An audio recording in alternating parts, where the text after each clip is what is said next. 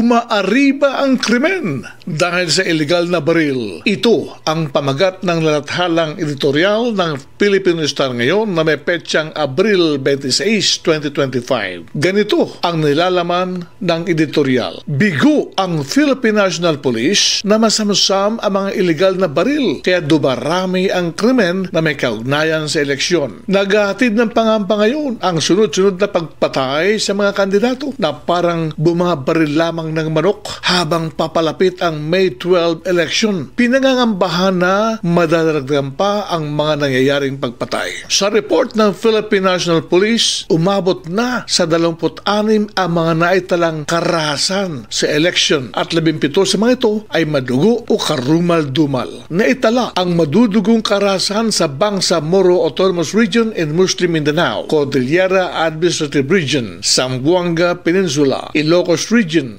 Davao Region at Soc-Sargent. Pinaka-latest na biktima ng karahasan na may kaugnay sa eleksyon ang incumbent mayor ng Rizal, Cagayan na si Joel Ruma. Nagtatalumpati sa isang campaign rally sa barangay Iluro si Ruma noong nakaraang Miyerkules ng gabi ng barilin ng umano'y sniper. Nanggaling umano ang bala sa labas ng gymnasium na pinagdarausan ng campaign rally. Dinala sa ospital si Ruma pero dead on arrival ito. Nasugatan naman ang dalawa pang kasama ni Ruma. 2 linggo na nakakaraan. Binaril din habang nangangampanya si Albuera Leyte candidate Sherwin Espinosa. Nasa loob ng covered court si Espinosa ng barilin. Tinamaan siya sa braso. Mga pulis ang suspect sa tangkang pagpatay kay Espinosa na tumatakbong mayor. Ilang araw na lamang bago ang May 12, 2025 election at habang papalapit ito, parami naman ng parami ang mga nagaganap na karahasan. Ang pagkilos ng PNP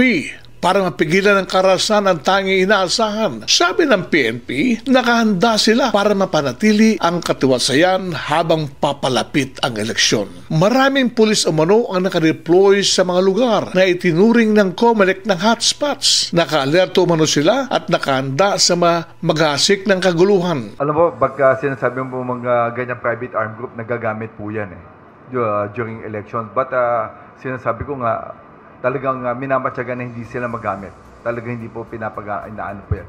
Very strict po yung pulis natin, kaya nga, sabi po ng ating minamahal na COMELEC chairman, we created yung task force.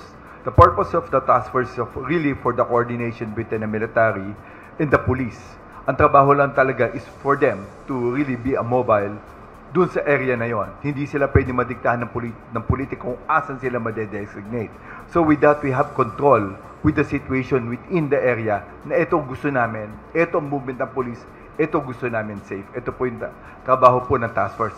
Just to add dun sa sinasabi po ng ating COMELEC chair po. Nararapat na paigtingin pa ng PNP ang pagbabantay at palawakin ng kanilang intelligence community upang maamoy ang mga taong maghasik ng kaguluhan sa panahon ng eleksyon. Sikaping mabatid ang mga politikong may private army para mapigilan ng karahasan. May armory ang mga politiko at handang makipagpatayan sa kalabang kandidato para mapanatili ang kapangyarihan sa lugar. Walang pakialam ang mga politiko kung may madamay ng sibilyan sa kanilang pag-aagawan sa trono.